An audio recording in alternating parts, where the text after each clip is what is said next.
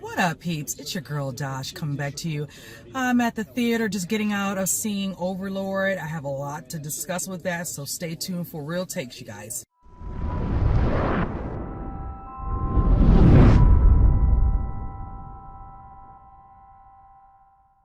What up, peeps? It's your girl Dosh coming back to you for real takes. Today I'll be doing a review to the movie titled Overlord. Now, this one I know it came out a couple weeks ago, and I had been busy plus seeing some other movies and uploading those that I said I have to sneak in this movie because one of my colleagues at work plus a couple of friends online had been talking about how good it was, and I have to say they were not wrong. I didn't think they were, but it was just nice to see it for myself. I will say first and foremost, I enjoyed this movie immensely. It's nothing like a good, let's just say, war movie, zombie movie, horror slash really gore movie. Yeah, like a good little combo there. I love movies like that, and this one definitely delivered. Now, this is directed by Julius Avery. I'm becoming very well known to him. I know he did the movie Sons of a Gun, but I'm looking forward to him anyway because he's working on a movie that I'm really surprised, but I'm actually looking forward to, and that's going to be for Flash Gordon. So I'll keep my eyes out on him from now on, courtesy of this movie first and foremost. But yes, now this movie, of course, is circa D-Day. This is considered June of 1944. This is in regards to the main lead in this movie. I would say it was Jervon Adepo, who plays Ed Boyce. He is one of those American paratroopers who are actually going over enemy lines to deal with the situation with the Nazis. They have a particular radio tower contact that they use, and they've been giving the task to basically bomb it so they can stop some sort of communication, I think, with the Germans or whichever. And with him, it's not just him. We have another person who's in here by the name of Ford, played by Wyatt Russell. His sergeant, which was played by a character I had no idea was even in this, is that by Bokeem Woodbine. It's nice to see him. I'm a fan of his work. And just a couple other people who are actually casting this. We have a woman who goes by the name of Chloe. Her real name is being Mathilde Olivier in this movie. Now with them, of course, they get strong enemy fire, which ends up shooting down their plane. So that a lot of them end up honestly passing or dying. Then some of them actually get, killed by the Nazi watchmen, in the area, and of course, with Boyce, he's able to, of course, live. He ends up coming in contact with some of the soldiers, of course, Ford being one of them, and then they have to trek to kind of get where they need to get so they can have it, because they have a certain deadline time frame that was given to them by their sergeant to deal with this radio tower. And unbeknownst to them, they come across Chloe, played by Matilda. She, reluctantly helps them utilize her home to show and get together and figure out what they're going to do for their next strategy, whichever. She lives, of course, with her young brother and her aunt. Okay, so from there, you kind of see some things happening where they're trying to, of course, check their ammo.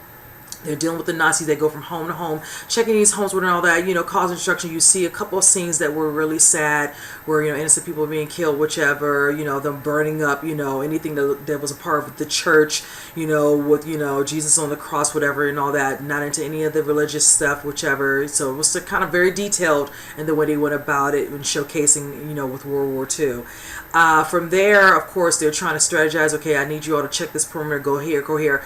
This is when it gets a little interesting because, of course, Ed Boyce decides to go whichever, and of course he gets kind of ran after by a dog and jumps onto a truck, not knowing that it's heading towards the tower area that they need to be to get into the radio tower so they can set it up to be bombed. Now, when you see it, it's so cliche, but it is what it is. So once he gets in there, he sees that there's more going on than them just reaching out to the individuals that they need to, have ways to infiltrate, deal with the Americans coming over, trying to, stop them from, all that they're doing, dealing with the Nazis or whatever.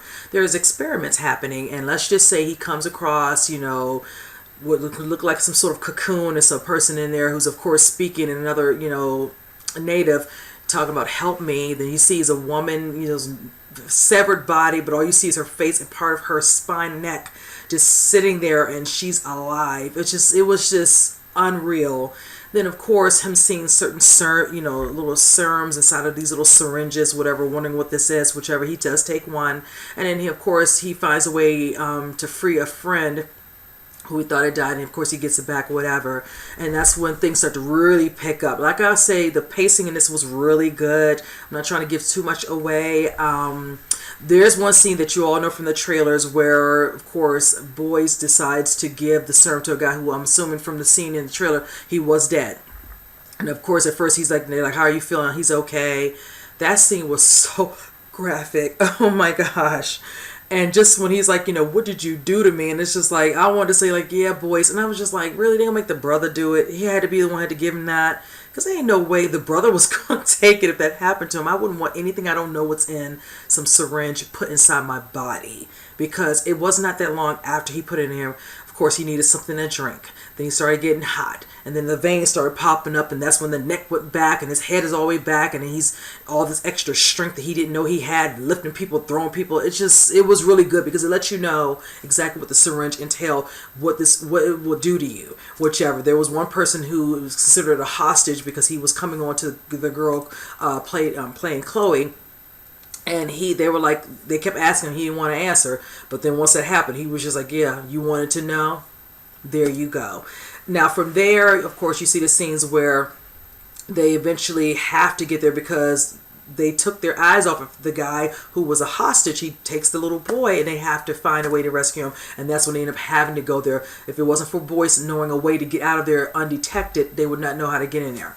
Other things happen. You see a little bit more, deranged, gory zombies or whichever. Them fighting for their lives. Chloe trying to save her brother. Dealing with one of these crazy zombies, whichever. It was really intense, good scenes. A lot of good shootout. A lot of good gun ammo shot scenes, whichever. Some of the other guys who stay behind to give them get a distraction going so they can get in there, set up the detonations for the bombs or whatever and all that. And then you see some other scenes or whichever that were really good.